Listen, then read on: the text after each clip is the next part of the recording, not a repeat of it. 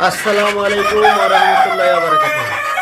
অনেকদিন পর আমি আরেকটা ভিডিও নিয়ে আসলাম আপনাদের মাঝে। তো যাই হোক, আপনারা যে মুহূর্তে এই ভিডিওটা দেখছেন তাদের সকলকে আন্তরিক প্রীতি শুভেচ্ছা ভালোবাসা জানাচ্ছি। এবং আপনি যদি আমার ফেসবুক পেজ থেকে ভিডিওটা দেখেন, নতুন হয়ে থাকলে আপনি আমার ফেসবুক পেজটা ফলো করবেন। যদি আপনি ইউটিউব থেকে ভিডিওটা দেখেন, অবশ্যই আপনি আমার ইউটিউব চ্যানেলটাকে সাবস্ক্রাইব করবেন। তো যাই আমি মেন ভিডিওতে ভিডিওটা স্কিপ না করে আপনি পুরো ভিডিওটা দেখবেন। ইনশাল্লাহ আপনি যদি এই ব্যবসার সঙ্গে যুক্ত হয়ে থাকেন, একটু হলেও আপনার উপকারে আসবে ইনশাল্লাহ। তা আজকে আমি যে ভিডিওটা শুরু করতে যাচ্ছি, সেই ভিডিওটা হচ্ছে অ্যাকচুয়ালি ডিম মুরগি বাচ্চা এই বিষয়ে।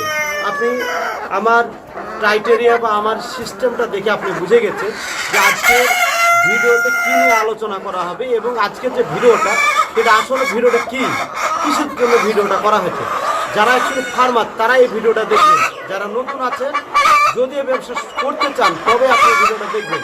যদি আপনি এই ভিডিওটা না দেখেন, ব্যবসা করবেন না, তাও কোনো আমাদের দুঃখ নাই।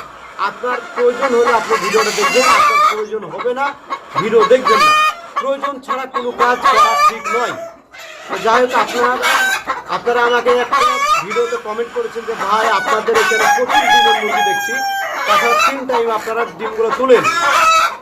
আমরাও কিছু কিছু ছোটো ছোটো মুরগির খামার করে চাষ করছি আপনাদের ভিডিওগুলো দেখে। তো বলছি ভাই আপনারা ডিমগুলো কবার তুলেন, আমাকে এই বলে কমেন্টটা করেছে। তাই আমি সেই ভাইয়ের উদ্দেশ্যে বলি, আমরা মিনিমাম 4 বার ডিমটা তুলি।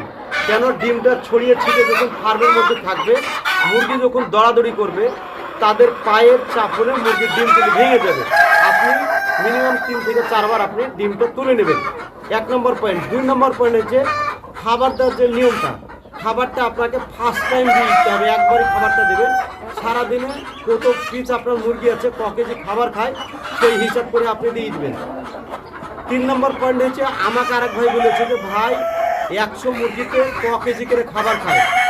আমরা 10.5 থেকে 11 কেজি পার ডে খাবার দিই 100 মুরগির পিছনে, গড় হিসাব করে। আপনারা এইভাবে খাবার দেবেন।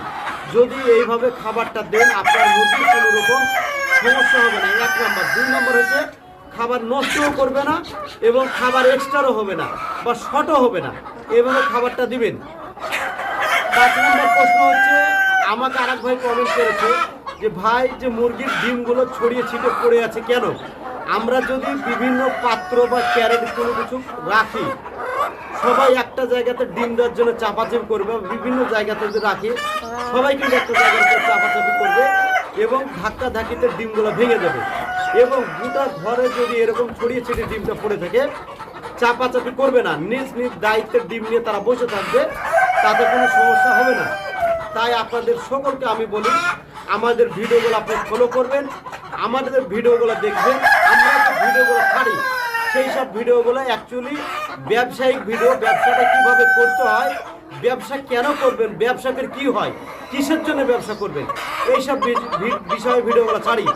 আপনাকে আরেকটা হিসাব দেখায়, আমাদেরকে অনেকজন কষ্ট করে 100টা মুরগিতে কত পিস করে ডিম পাওয়া যায়।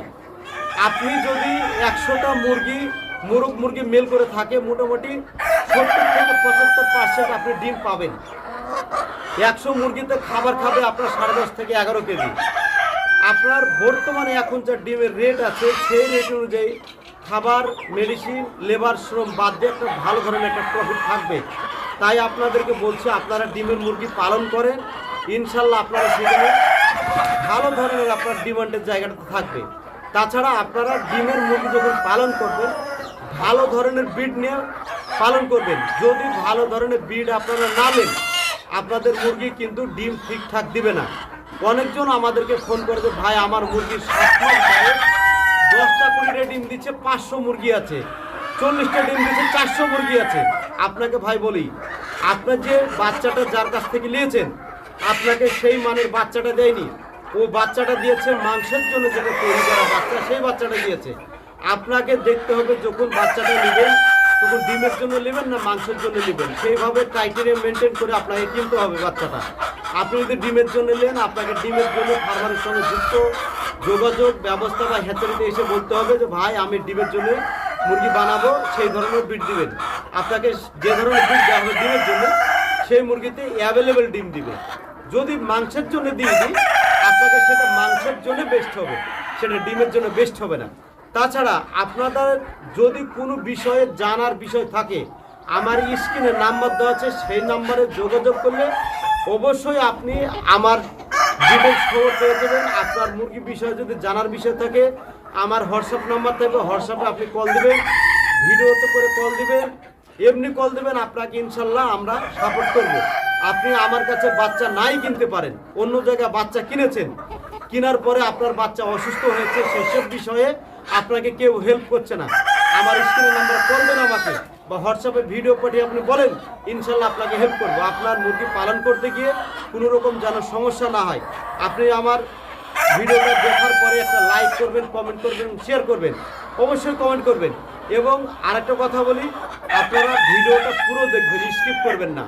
তাই আপনাদেরকে বেশি কিছু না বলে আমি ভিডিওটা এখানে শেষ করছি। আসসালামু আলাইকুম ওয়া রাহমাতুল্লাহি ওয়া বারাকাতুহু।